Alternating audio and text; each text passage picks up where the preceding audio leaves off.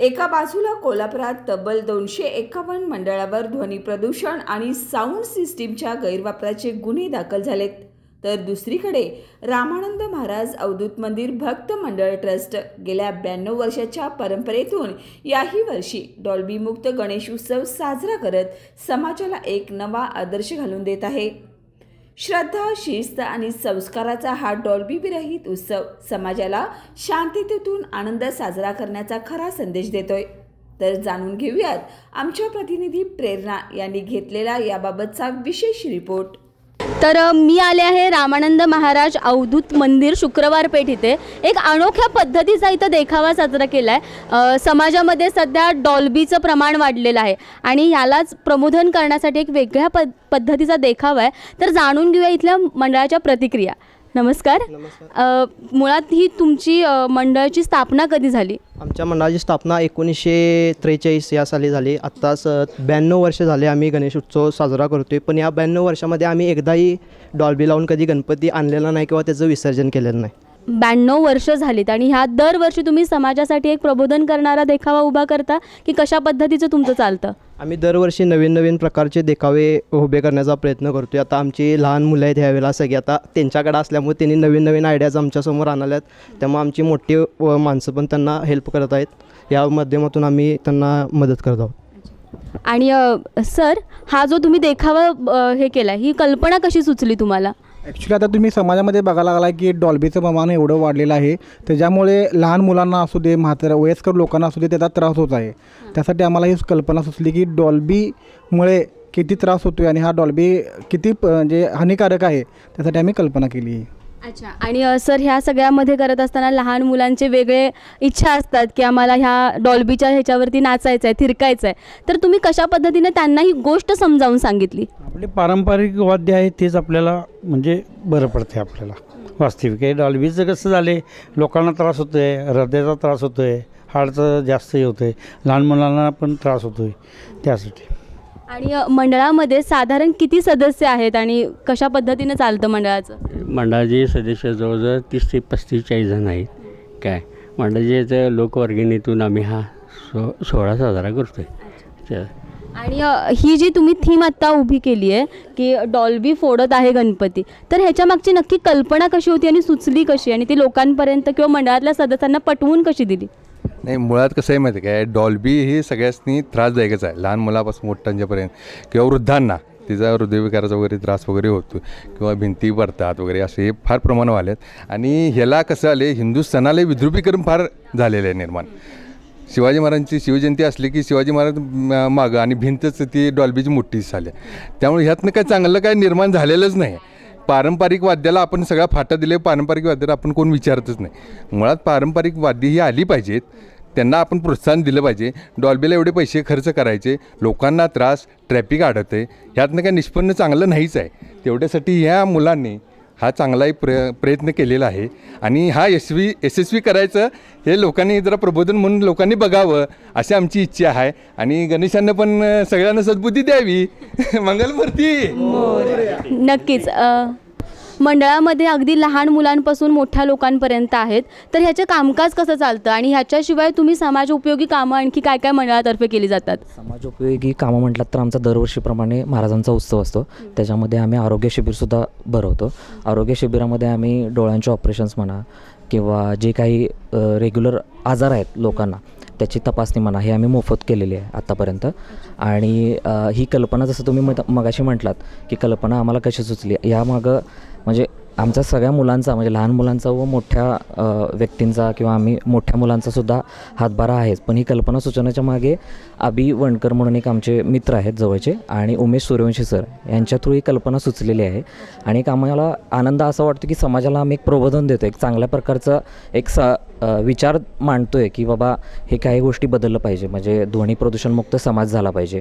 किंवा आपण आता म्हणतो की शिवजयंती मिरवणुकीमध्ये आपण बघतो की नुसतं डॉल्बीच्या मोठ्या थप्प्या लागलेल्या असतात, त्याच्यामागे महाराजांचं जे पारंपरिक जो आहे की मिरवणूक आहे ती कुठे दिसतच नाही आहे। म्हणजे तरुणाई अशी झाली की मद्यधुंद करून बेधुंदपणे नाचणे, अश्लील गाण्यावर नाचणे हा प्रकार आज जास्त घडतो आहे। मग हे कुठेतरी कमी आलं पाहिजे, म्हणजे येणारी जी आता नवीन पिढी आहे त्याच्यावर एक आपण एक चांगला समाज म्हणजे चांगले विचार मांडले पाहिजेत व त्यांचे विचारसुद्धा बदलले पाहिजेत. हा आमचा प्रयत्न आहे आता सध्या तरी. एक समाजाचं प्रबोधन करणारी गोष्ट इथं सांगितली गेलेली आहे आणि या मंडळामध्ये फक्त पुरुष मंडळी किंवा मुलंच आहेत असं नाही, तर इथं मोठ्या प्रमाणात महिला वर्गही दिसतात, तर त्यांच्याकडनंही आपण जाणून घेऊया. नमस्कार. आपले हे मंडळ इतकं छान पद्धतीचं प्रबोधन करतं आहे, तर तुमचा महिला म्हणून या ह्याच्यामध्ये सहभाग कसा असतो? आमचा महिला म्हणजे सगळीजण आम्ही मुलांना सहकार्य करतो आहे. काही कुठलं पण काम असू दे, पण आम्ही ते सगळे महिलांनी आम्ही पुढवून सगळं छान रित्या आम्ही सगळं पार पाडतो आहे. आणि ही जी थीम ठरवल्यानंतर तुमची प्रतिक्रिया काय होती? मला तर ही थीम अतिशय आवडली, कारण ह्याची समाजात फार गरज आहे. कारण लहान मुलं असू द्या, तर मुलं म्हटलं लहान मुलांना घेऊन आम्ही पण जाणारच ना, नातवंडांना घेऊन आम्ही पण हे सीन बघायला गणपती बघायला जाणार. त्यांच्या मुलांना पण त्रास होतो लहान मुलांनी, आम्हाला पण होतं. म्हणजे तिथून कधी बाहेर पडीन ते गणपतीचं ते राहतं बाजूलाच, त्या त्रासानं गणपती बघायचं काय राहतच नाही. नाचायचं करायचं, आता ही लहान मुलं म्हटलं ती नाचणारच ना, मग आम्ही ते बघायला जातो. ते राहतं बाजूला आणि आम्हाला घरी परत यावं लागतं. म्हणजे त्याचा लहान मुलांना आणि वयोवृद्धांना फार त्रास होतो. ही संकल्पना आमच्या मंडळानं मांडली ना, अतिशय वाखण्याजोगे आहे. अतिशय म्हणजे आम्हाला माहीतच नव्हतं. आता 2-3 दिवसापूर्वी माहीत झालं. त्याबद्दल आमच्या मंडळाचा आम्ही कायमच आभार मानणार त्याच्याबद्दल. आणि मॅडम, हे आपलं मंडळ सध्या बरेचसे प्रश्न असतात समाजामध्ये, काही प्रश्न आहेत आणि अशा थेट पद्धतीनं आपण मांडलं जाते की तुम्ही डॉल्बी वाजवू नये, तर महिलांना होणारे त्रास आहेत किंवा वृद्धांना होणारे त्रास आहेत, तर तुम्ही काय बोलाल याच्याबद्दल? आता आपण काय म्हणजे तो प्रश्न काय खोडून काढू शकत नाही. खरं ही थीम आमच्या मंडळाने मांडली आहे, ती सगळ्यापर्यंत पोहोचावी. आणि लहान मुलांना त्रास होतो, वृद्धांना त्रास होतो आहे, ते फक्त नुसतं बोललं जाते. हे आमच्या मंडळाच्या कार्यकर्त्यांनी हे तर थीम लावून करून दाखवले. त्यामुळे की नाही त्यांचं खूप आभार. आणि आमची लहान मुलं आहेत, हा आदर्श घेऊन पुढे जाणार ह्याचा आम्हाला अभिमान वाटतो आहे. आणि आमचे जेव्हा अवधूत महाराजांची जेव्हा पालखी असते तेव्हा आमच्याकडे सिस्टीम वगैरे नसती, कायम आमचे की नाही पारंपरिक वाद्याने आमची हे होते. आणि यावेळी पण गणपतीला त्यांनी तिथे ही थीम मांडली. इथे महिला वर्गासोबतच लहान लहान मुली सक्रिय आहेत, इथे येऊन थांबलेले दिसतात, तर काय सांगशील याच्याबद्दल? आमच्या मंडळाने यावर्षी पारंपरिक पद्धतीनं शिवजयंतीचा जो देखावा मांडला तो अतिशय चांगला आहे. आणि त्यातनं युवा पिढीनं काहीतरी घेतलं पाहिजे की दरवर्षी शिवजयंती असू दे किंवा गणेशोत्सव असू दे, डॉल्बी न वापर करता पारंपरिक वाद्य असेल, लेझिम खेळणं वगैरे असेल, पण ढोल पथक असेल, याचा वापर करून मिरवणुका काढल्या जाव्यात असं वाटतं.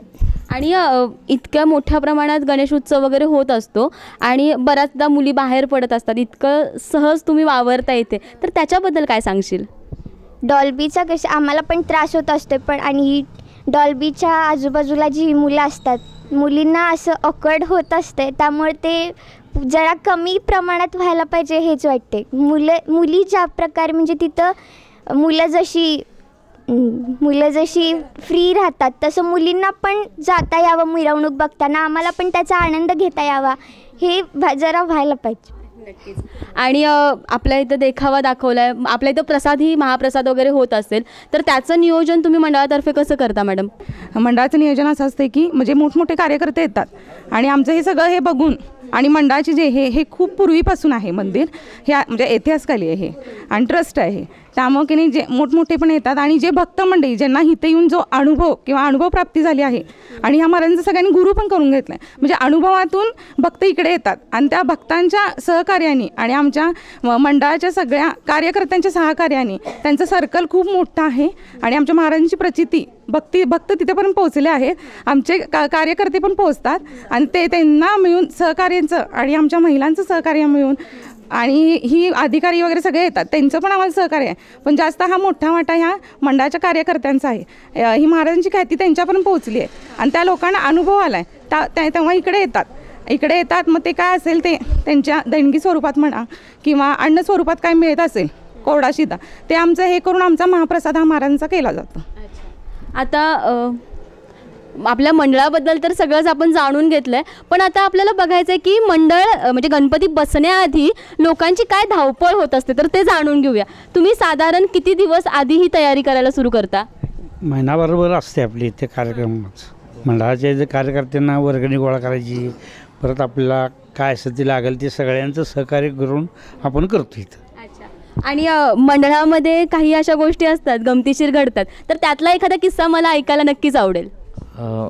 गमतीशीर किस्सा म्हणजे असे आहेत ठराविक किस्से. म्हणजे मुलांना आता आम्ही कसं लहान मुलांच्याकडे बऱ्याच गोष्टी आता दिलेत की बाबा हे तुम्ही करा, ह्याचं प्रबोधन आता तुम्ही केलं पाहिजे इथनं पुढे. मग त्यांच्या थ्रू अशा काही नकळत छोट्या छोट्या चुका घडतात की त्या आम्हाला पण मजेशीर वाटतात. की आता समजा की एखाद्या वेळेस आम्हाला जे मागचे स्टॅच्यू होते आमचे मागचे ते साधारण आणायचे होते. मग काही अशा गोष्टी होतात की ते आम्ही त्यांना तो पेहराव करतो स्टॅच्यूंना, मग त्याच्यामध्ये काही चुका घडतात. मग त्या अशा चुका झाल्या होत्या की त्या एकदम म्हणजे त्यांचं जे ड्रेपरी असेल तर ती थोडी वर खाली झाली असेल किंवा अशी झाली असेल. अशा नकळत छोट्या छोट्या चुका होतात, पण त्यांनी म्हणजे सगळ्यांच्या मार्गदर्शनात थ्रू चांगलं त्यांनी एक समाज प्रबोधन कार्य केलं, याचा आम्हाला आनंद वाटतो आहे. आणि या गणेशोत्सवानिमित्त की थोडासा जरी म्हणजे मी म्हणतो 100%मधला एक 40% जरी लोकांच्या विचारामध्ये फरक पडला तरी ही आमची पोच पावते. तर आज आपण आलो होतो रामानंद महाराज अवधूत मंदिर शुक्रवार पेठ येथे. तर अतिशय उत्तम प्रकारचा एक संदेश देणारे इथं देखावा उभा केला आहे. गणपती डॉल्बीला फोडतोय म्हणजे समाजामध्ये होणारे त्रास किंवा म्हाताऱ्या लोकांना होणारे कानाचे आजार वगैरे ह्या गोष्टी कशा चुकीच्या पद्धतीने आहेत आणि पारंपरिक गोष्टींना कसं पुढं नेलं पाहिजे इतका छान संदेश अगदी सोप्या भाषेमध्ये त्यांनी दिला आहे. तर तुम्हाला आजचा व्हिडिओ कसा वाटला हे मला कमेंट करून नक्कीच सांगा. आणि तुम्हालाही तुमच्या मंडळाच्या गोष्टी लोकांपर्यंत पोहोचवायचं आहे का, तर आजच आम्हाला संपर्क करा.